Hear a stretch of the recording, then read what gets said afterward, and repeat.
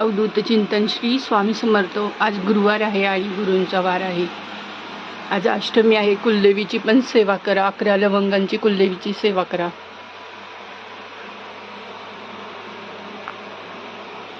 गुरुपुष्यामृत पासून रोज एक वात म्हणजे तुपाची वात, फुलवात रोज मी एक प्रज्वलित करते.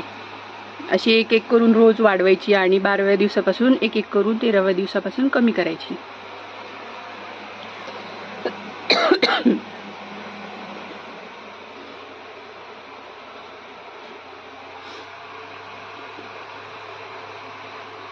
आज चाफ्याची फुलं मिळालेली आहेत, त्यामुळे असं फ्रेश वाटतं एकदम.